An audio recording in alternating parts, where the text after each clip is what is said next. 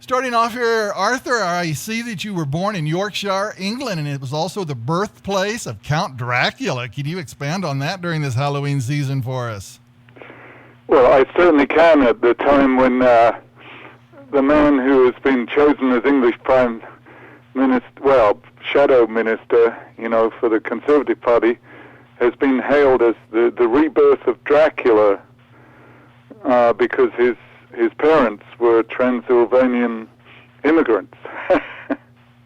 Okay. So the headline in the Daily Mirror was Dracula Returns. Okay.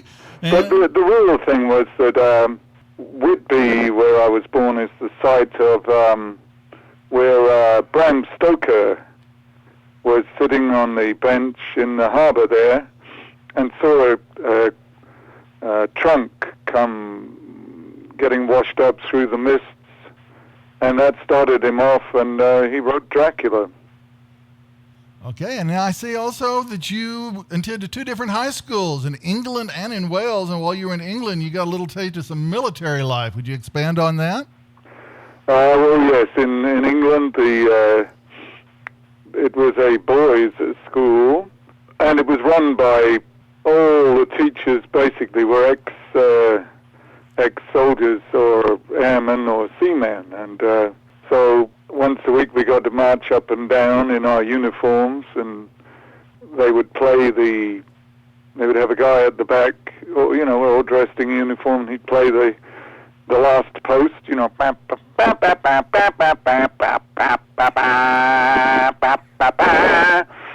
and then they had a big book with all the people who'd been killed in the various wars, and he used to read out their names, in remembrance. And then we had to learn to shoot and you could learn to fly. So I get the feeling that it really wasn't your cup of tea. Not really, no. And I understand you were punished a little bit while you were in school there. Yeah, I turned up without my uniform and said I thought it was rather silly, the whole idea. And so that didn't go down very well. I was forced to stand in the sweltering heat for hours on end as a punishment. It wasn't really your cup of tea. Nah. Well, in the middle 60s, you moved to London. Why did you do that? Well, of course, I wanted to get away from my family at that time, as all young people do at a certain juncture. And I went to university there to study law, but didn't really get on too well with law. It wasn't my taste.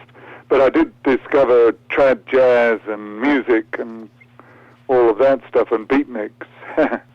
I did various jobs like garage attendant, civil servant, sewage farm worker, etc.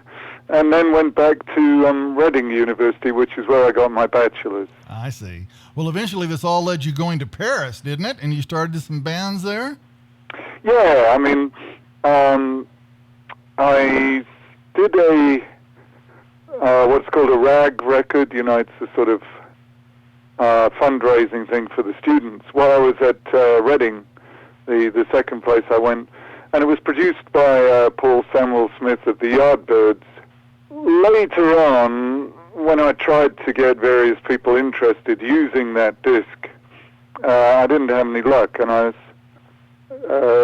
sort of heading home and decided I would go down one of the newly arrived discotheques, because I'd never been in a discotheque. And while I was in there, the engineer who had done that rag record happened to be in there, and he said, "How would you like to start a rock empire?" And being English, of course I said yes. And it was in Paris, so that's where I went. Now, while you were in Paris, you had the Arthur Brown set, I understand, the SW5. I've done my homework. The Arthur Brown, the Arthur Brown Union. And it started. What happened was I had joined a mod group, the Southwest Five, who of course did R&B and Otis Redding and all that stuff. James Brown. Then I left, and then when I got this thing in Paris, I took a couple of those guys over, and then I had the Arthur Brown set. That was in Montmartre, the artistic quarter, and it was very quickly extremely successful. We were on the second night. We were sort of top TV attraction and such, and we used to have queues going all around the block, and that upset the woman who down the street had various strip clubs, and they didn't like all these scruffy people queuing in front of them. So she worked for the mafia, and she had this club closed down eventually. And then I went down and worked in Spain. Well, let's jump right to, most people would recognize your work. They came out in 1968. We got to talk about it, Fire. Yes. Your big hit, The Crazy World of Arthur Brown. Who came up with that name? I did, initially I just wanted to call it The Crazy World of Arthur Brown, but The World of Arthur Brown, but we got on to such mad antics, I decided to call it The Crazy World. And a lot of people probably don't know, I didn't until I did some of my homework, that the demo for Fire was produced by Pete Townsend of The Who.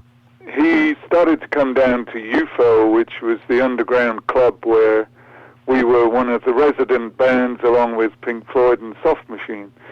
He saw us and decided that he would persuade his record company to take us on, and then he helped to produce the demos, and then was associate producer on the album itself. Yeah, and the song Fire did very well for you. It opened up a lot of doors, no pun intended. You guys ended up working with such supergroups back in the 60s as The Doors, Jefferson Airplane, Janis Joplin. Drop some more names for me.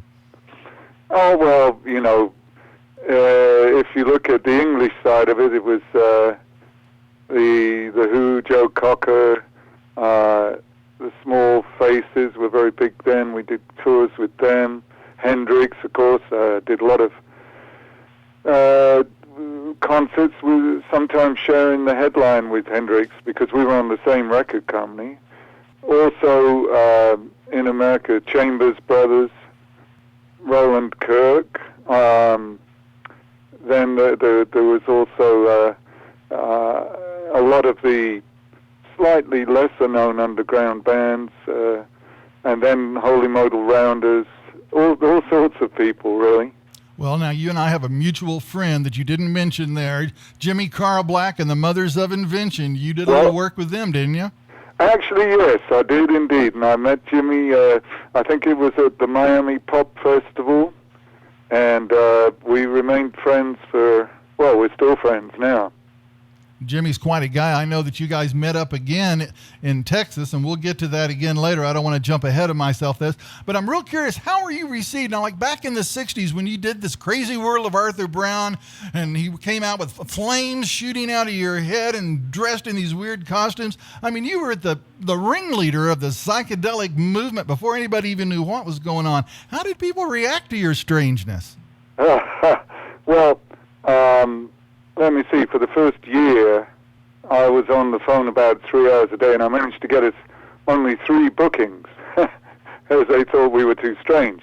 Then when the underground club started up, and particularly UFO, we had a good crowd in London, but of course, the underground didn't really exist in the rest of England, and so because we were slightly heavier than a lot of the other bands, we were one of 2, maybe 3 bands that were the spearhead for going around the rest of England, creating the underground, circuit. And so we would play in places where we would get attacked. They would throw our equipment down the stairs. They would come up on stage and punch us. And I remember one concert I had to go on stage with a double-headed axe there was about 40 people trying to jump on the stage, but when they saw me with the axe, they left it alone. I would think so. Well, what inspired the song Fire? Well, at the time, I had wanted to do when I was in France and then Spain, come back to England, start a multimedia club with, theatre, drama, mime, costume, paintings, light shows and stuff. And of course, the underground club was pretty close to that. I decided, well, that's already done. So what I'll do is I'll do my whole stage act like that, and in order to encompass it, I will create a story, a concept, and it will have different characters in with different costumes and different songs. And so Fire originally was a double-sided album with a concept that went through both sides, but Kid Lambert, who was the man who launched The Who and Jimi Hendrix, as far as records go, thought that that Fire concept wasn't going to sell at all. And so in the end, he gave me control over one side of the album, which was the Fire side, and he kept control over the other side, which was the stage numbers, Put a Spell on You and some other things. And so Fire itself was one of the characters in that story, and there was a sort of, as this character goes through, he meets the god of Purifier, which is a very sort of spiritual, purifying thing, and then he also meets the other side of it, which is the god of Hellfire. The next band that you had after the Crazy Word Bar for the Brown was the Puddletown Express, and then Kingdom Come. And tell us a little bit about those two groups.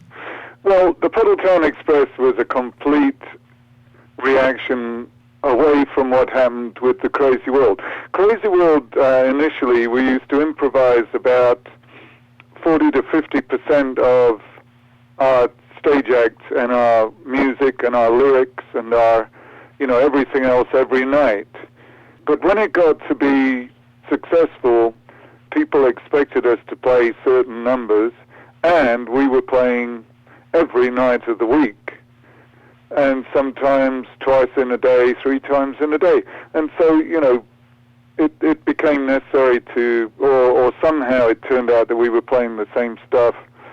And so when I came to do the next thing, I completely dropped all of it. I dropped all the makeup, the costumes, dropped all the written numbers. We did none of the numbers we'd done before. In fact, we didn't do any numbers at all. We just improvised totally all night. And of course, it bewildered most of the audience who'd come expecting a very well planned and thought out stage act. Well, I know that you inspired.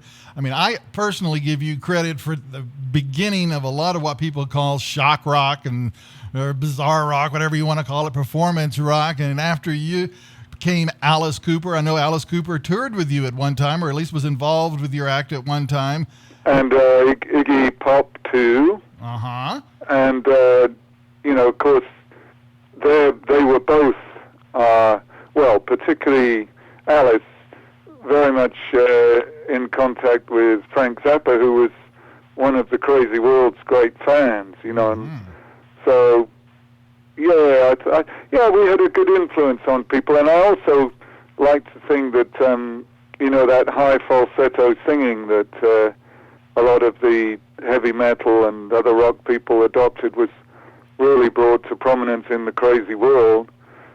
But then, you see, like in Kingdom Come, I went back to costumes and things, except on the third album where I introduced the drum machine as a live instrument, and that sort of paved the way for people like Gary Newman, and then the whole electro thing with, hip-hop and all of that, really. You were really one of the first, or the first, to introduce the drum machine as a part of your group, actually, right? Yeah, we did without a drummer altogether, and I played the drum machine. Okay, now, I don't want to rush you here, but I need to get on with this. Also, I see that you played with The Who. A lot of people don't realize that you recorded with The Who and Clapton in the Tommy film. Yeah. That part where Clapton begins The Preacher, if you look at it, he sings the first half of the song, and then the second half, I sing it and dance and do all of that, and he and The Who are accompanying me. Originally, I was supposed to do one of the major roles, but we had some problems with Mr. Stigwood. Well, you also performed with Alan Parsons and Hawkwind, one of my favorite groups. Can you talk a little about that? Yeah, Hawkwind, I was a friend of Bob Calvert's, who, of course, was their lead man in their big, when they got their first hits and everything.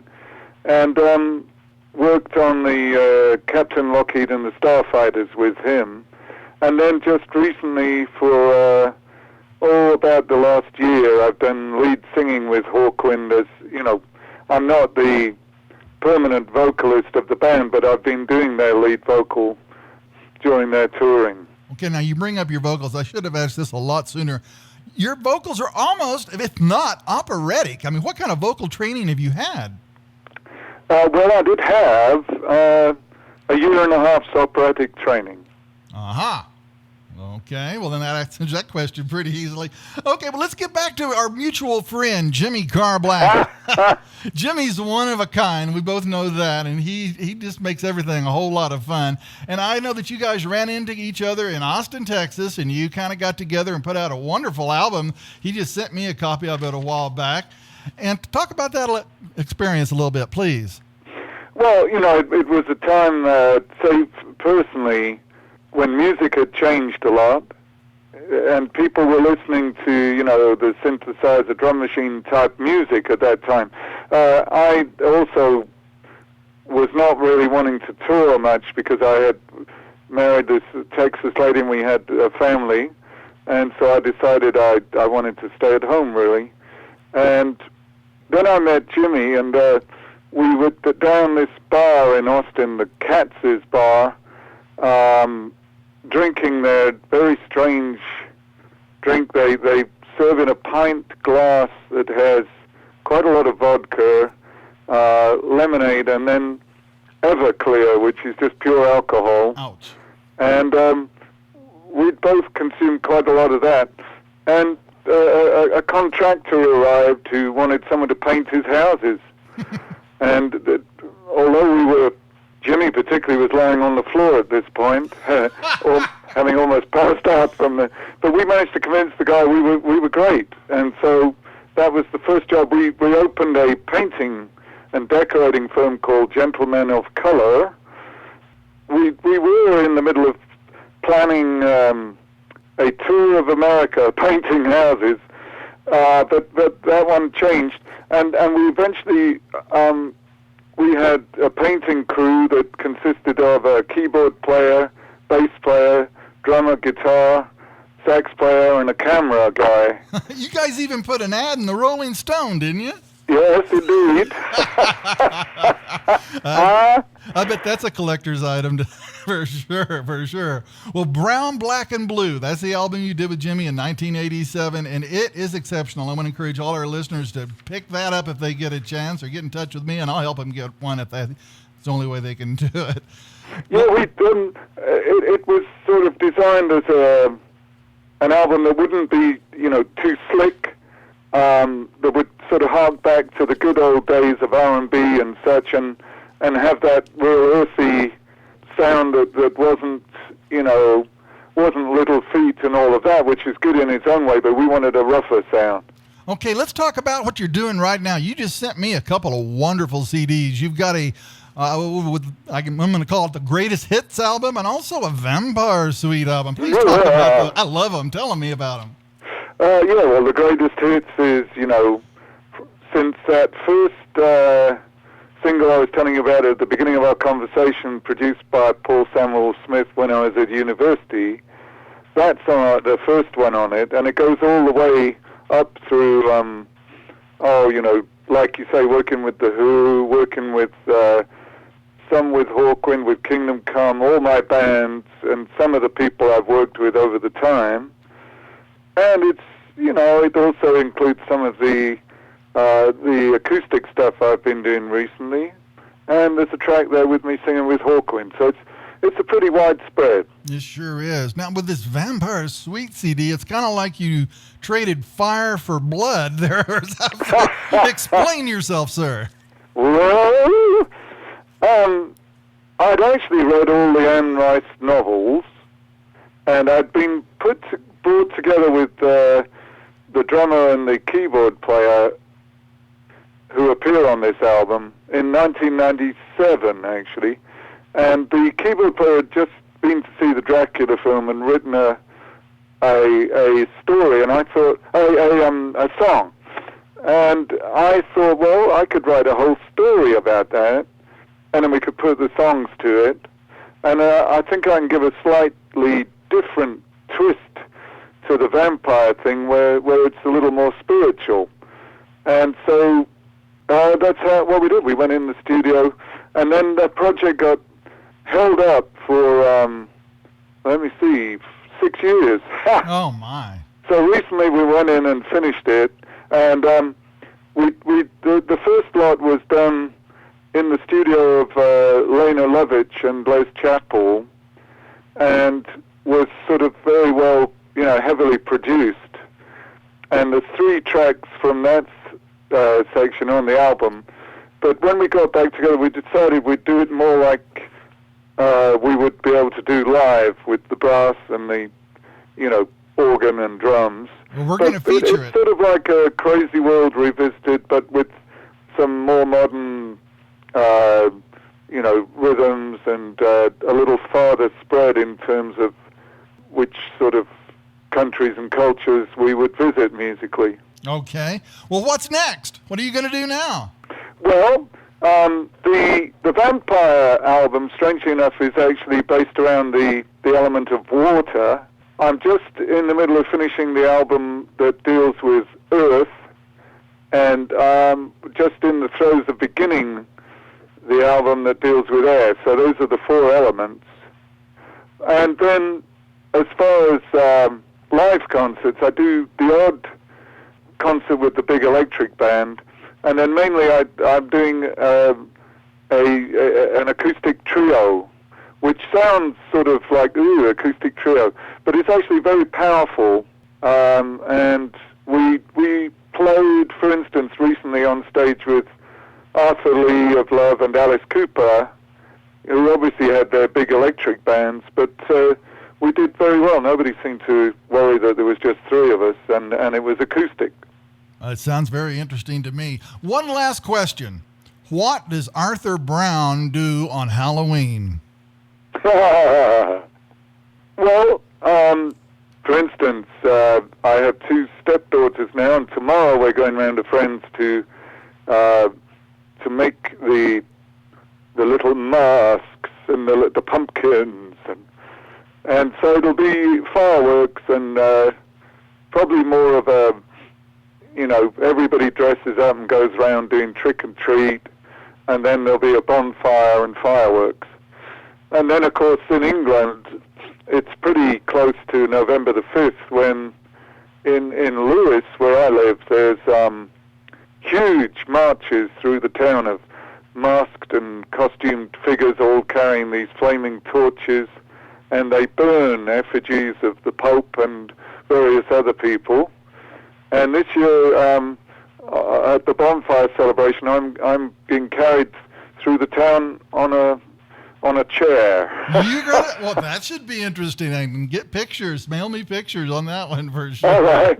Well, Arthur, I can't thank you enough for taking time out and talking with us tonight. You've got a lot of fans in my listening audience. We play your music a lot, and you've been a great inspiration, not only to me personally, but I know to a lot of people out there that consider themselves to be performance artists and musicians. And I want to wish you all the best in everything you're doing, and please keep in touch, all right? I will, and I shall hope maybe this next year to come and do some concerts. Well, that was going to be my next question. When are you coming to the United States? I'm actually in negotiation at the moment with Wolfman Jack's office. All right. Yeah. Okay, well, you let me know when something's going down so I can spread it around. Okay, doke. Okay, well, God bless you. Have a good Halloween. Bye-bye. God love you.